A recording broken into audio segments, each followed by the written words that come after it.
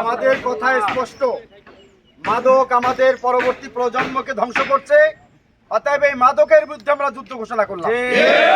আমাদের যেখানে যেখানে মাদকের স্পট আছে আপনাদের সেই জায়গাগুলো চিহ্নিত করতে হবে এবং আমরা প্রয়োজন হলে থানাকে দিয়ে যতটুকু রিকভারি করতে পারি করব।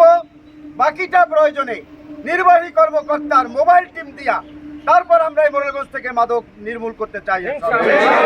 আমরা আল্লাহর সাহায্য নিয়ে এবং আমাদের যে নিষ্ঠাবান নেতাবান কর্মীরা আছে তাদেরকে নিয়ে আমরা আমাদের এই সমাজ থেকে মাদক উৎখাত করে ছাড়বো ইনশাআল্লাহ। সে ব্যাপারে আপনাদের সকলকে সোচ্চার থাকতে হবে। মাদক সেবীদেরকে আপনাদের চিহ্নিত করে আমাদেরকে তালিকা দিতে হবে। এমপি মহোদয় নিজেও ঘোষণা করেছেন যে আমার নির্বাচনী আসনে আমরা কোনো মাদক দেখতে চাই না, আমার নির্বাচনী আসন মাদক মুক্ত হবে।